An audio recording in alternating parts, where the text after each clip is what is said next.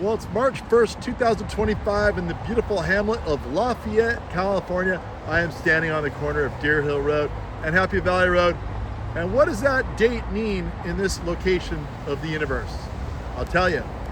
That date means that you need to stop, just like the sign says, and enjoy the daffodils. Look at this unbelievable sight. Look at this gorgeous, gorgeous hillside of daffodils right here. So this video is dedicated to the man who sort of like took it on his own to like plant these all over this area. And when I mean all over, I kind of mean all over. All over. All over.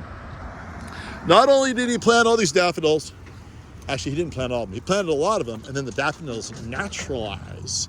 They love these natural conditions. And once they get going, they don't need any water, they don't need any care. Gophers don't eat them because they are toxic, and neither should you eat them for the same reason. And they just provide this brilliant, beautiful, gorgeous, gorgeous scene for like about a month every spring.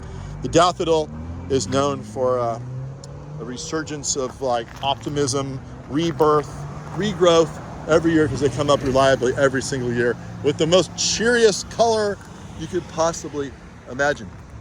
This person's name is Greg Moeller. He's a fantastic, upstanding citizen of Lafayette, California. I'm not sure if I've met him yet. The other thing that Greg is sort of famous for is he has also put little birdhouses all through this whole region here. There's a birdhouse right there. Probably some happy birds living inside of it. He makes them custom. Oh, look, there's another one. You can drive on this road. Oh, look. I don't know if you can see it. It's pretty far off. The back of that sign over there, there's a hidden birdhouse. Supposedly there's like 25 of these things kind of hidden around. And here's a giant big oak. It decided to fall over, but that's okay because now it provides lots of habitat and sort of an artistic art piece, if you ask me. But let's get back to these daffodils. I want to thank Greg for doing this. What a selfless thing. But this is a wonderful thing you can do, people. You can just go out, get these bulbs, buy them in like December, dig them in the ground, and you don't need too many. You can even get them from some friends and just multiply them. Look, here, see this one? That's a seedling right there. These things seeded and they dropped. They will also spread out from, they'll multiply just the bulbs themselves down on the ground, but they will actually seed and naturalize. And they're from Europe, and they're from woodlands in Europe. A lot of them in England, a lot of them in Wales. In fact, this is the sort of the national flower, the state flower of Wales itself. There's all kinds of different varieties with different species. They look beautiful in the shade. They'll even take some shade. Like I said, they don't need any water at all. The deer don't eat them.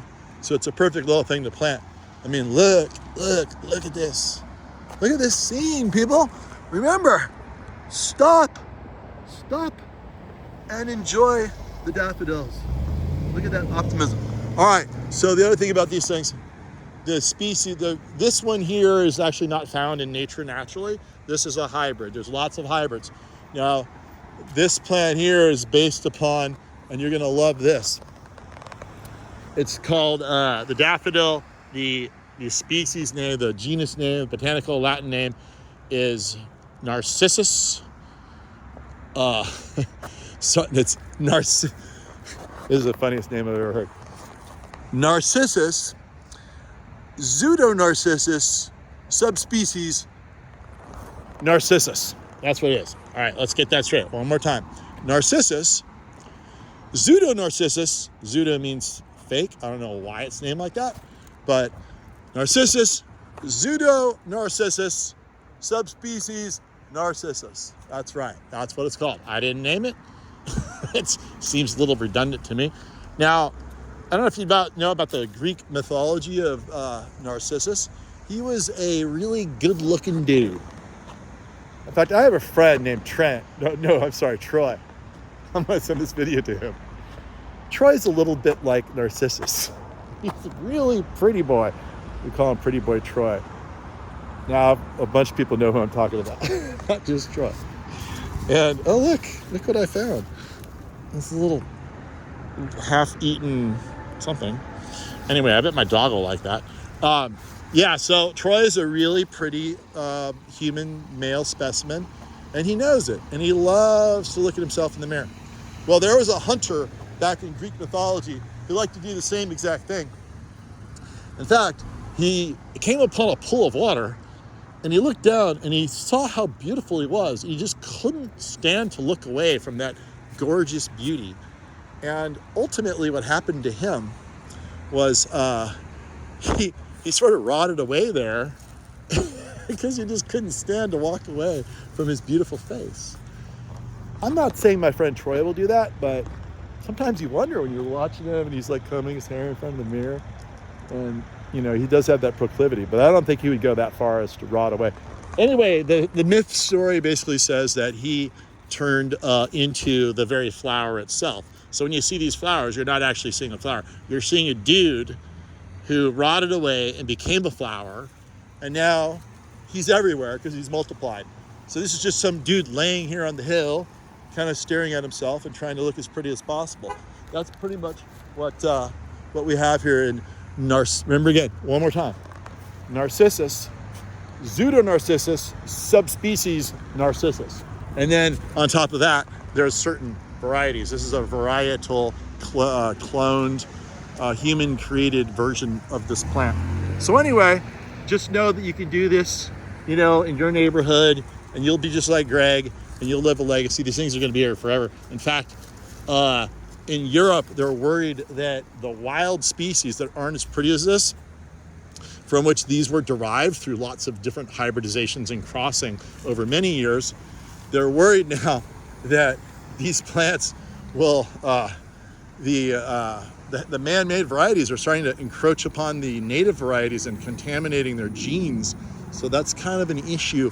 Now here we don't have any native Narcissus for that problem to occur. But what we do have, this is a non-native exotic plant that's naturalizing through the environment. What does that mean? It means it's displacing something else. I think this is a fairly benign situation with this type of plant. I don't think it's really going to cause too much environmental havoc, but just know that it actually is, displacing something. Now, a lot of the time, it's just displacing already introduced, even worse, much worse players like this. And see, I'm telling people, there's a reason they put that stop sign there. You're supposed to stop and look and enjoy the beauty. So beautiful. I drove by last week, and there were quite a few that started blossoming. I think it's peaking right now. But yeah, this is definitely. Yeah, I was like in a hurry getting somewhere, and I'm like, you know what? I need to stop. No, you gotta take it. I'm obeying the sign. I stopped. Yeah. Got out. I was on my way over there. You probably saw me. Yeah, I saw you. I know. Now everybody's doing it. I thought you were like living up the street, like, hey, sir, you can't park here. No. I'm like, you plant this many flowers here, people are gonna park here. All right, we'll have fun, huh?